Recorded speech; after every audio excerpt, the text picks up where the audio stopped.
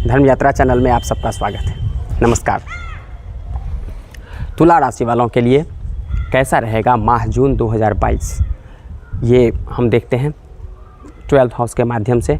12th house से जो मुख्य विचार है, जिसका हमें उपयोगिता हो जाता है, बहुत आवश्यकता पड़ता है, उसका स्वास्थ्य, शरीर, रोग, आलस्य, एजुकेशन, नौकरी, भाग्य, ये हम मोटा मोटी तौर पर जो है कंक्लूज़न के तौर पे हम सामान्यतया प्रेडिक्शन करते हैं कि कैसा रहेगा तुला राशि वालों के लिए जो है वो जून माह 2022। फर्स्ट हाउस से हम प्रेडिक्शन करते हैं स्वास्थ्य का, शरीर का हम प्रेडिक्शन करते हैं कि इनका स्वास्थ्य कैसा रहेगा, इनका शरीर कैसा रहेगा। स्वास्थ्य जो है स्वस्थ रहने के लिए प्रेडिक्शन में मुख्यतः हम छठे भाव का भी हम कर सकते हैं, चूँकि छठे भाव से हम खास करके रोग का ही हम विचार करते हैं।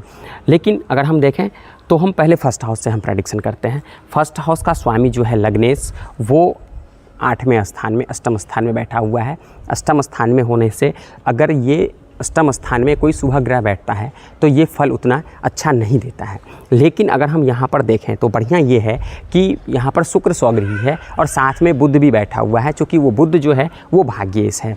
तो यहाँ पर भाग्येश और लग्नेश का युति संबंध हो रहा है, और ये तो युति संबंध अष्टम भाव में हो रहा है। तो अष्टम भाव में अगर ये केंद्र और त्रिकोण में युति संबंध होता तो ये इसका फल अच्छा होता और बढ़िया होता। लेकिन अभी भी फल इसका ख़राब नहीं होगा, लेकिन फल में थोड़ी सी न्यूनता होगी। तो अगर हम स्वास्थ्य के हिसाब से देखें तो स्वास्थ्य इनका मीडियम रहेगा, ना इनको हम बहुत बढ़िया कह सकते हैं और ना बहुत ख़राब कह सकते हैं।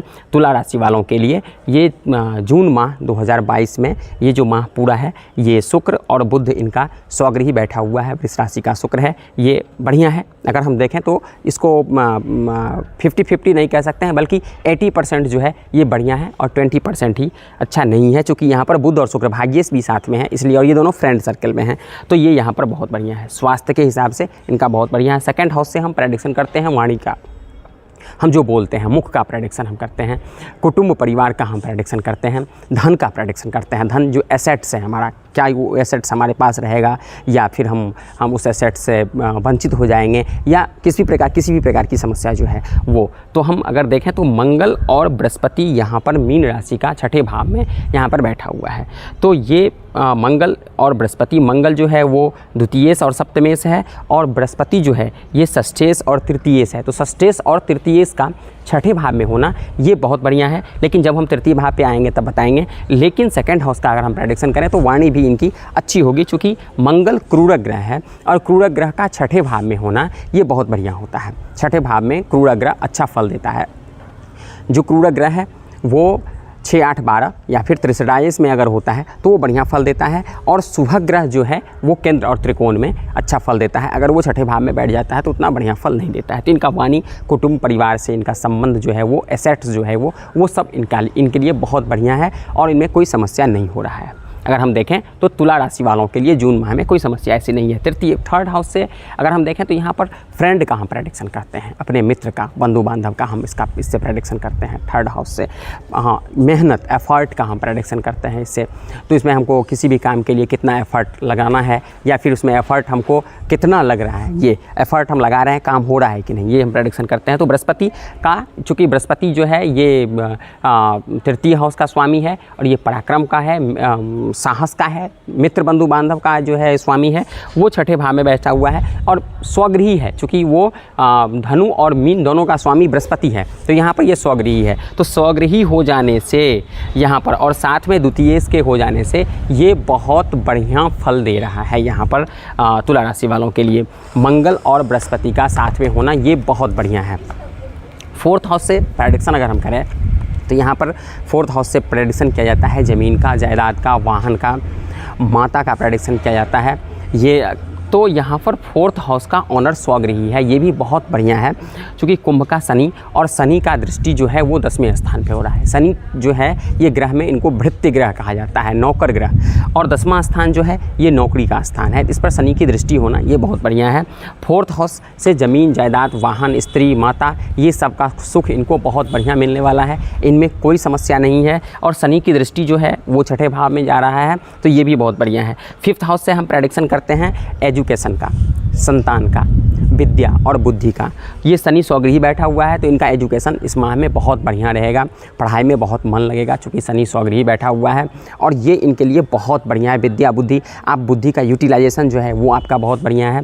तो ये सारी की सारी चीज़ें अगर हम देखें तो तुला राशि वालों के लिए बहुत बढ़िया अभी तक का जो प्रेडिक्शन है वो बहुत बढ़िया है। छठे भाव से हम प्रेडिक्शन करते हैं रोग का, शत्रु का, कैंपेटिटर का, ये भी बहुत बढ़िया है चूँकि मंगल बैठा हुआ है छठे भाव में। मंगल का छठे भाव में होना ये बहुत बढ़िया है। साथ में बृहस्पति जो है वो तृतीय सस्टेस है, उसका लग्न छठे भाव में होना ये बहुत बढ़िया है यहाँ पर। और शनि की दृष्टि छठे भाव पर होना ये बहुत बढ़िया है क्योंकि शनि जो है ये दो क्रूर ग्रह की, एक तो क्रूर ग्रह वहाँ पर उस स्थान में बैठा हुआ है और दूसरा क्रूर ग्रह की वहाँ पर दृष्टि है। तो दृष्टि हो जाने से यहाँ पर शत्रु हंता योग हो जाता है शनि अगर छठे भाव को देखें तो ये बहुत बढ़िया है यहाँ पर। तो इनको रोग परेशान नहीं करेगा इस माह में, शत्रु परेशान नहीं करेगा, कोई भी कंपेटिटर इनके सामने में टिक नहीं पाएगा क्योंकि शत्रु हंता, शत्रु को जो खत्म कर दे ये योग बन रहा है यहाँ पर। 7th हाउस से हम प्रेडिक्शन करते हैं लाइफ पार्टनर का।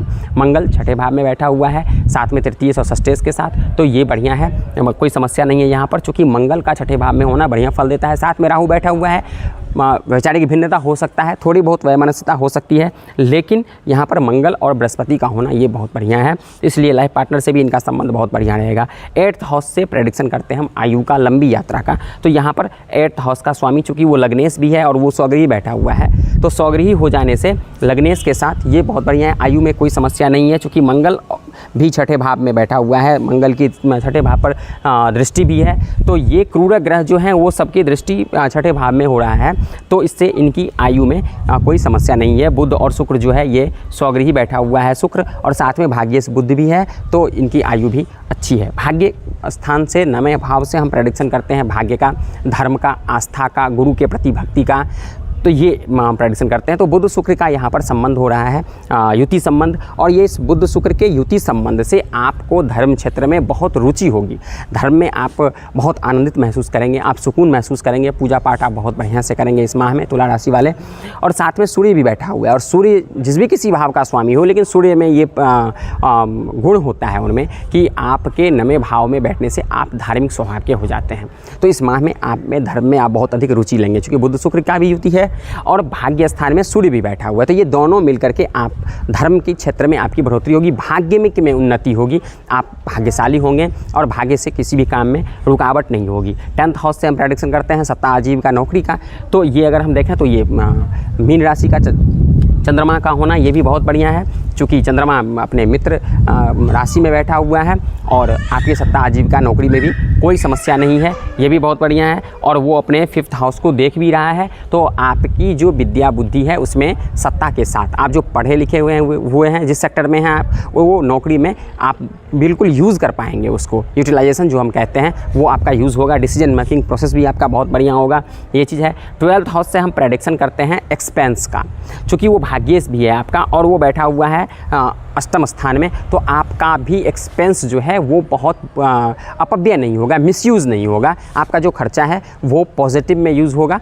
तो कंक्लूज़न के तौर पे अगर हम देखें तो तुला राशि वालों के लिए माह जून 2022 बहुत बढ़िया है। एक चीज़ है कि राहु का 7th हाउस में कभी कभार मन में आपकी जो है अशांति होगी, मन आपका भटक सकता है, इसलिए आप शिव जी की पूजा करें।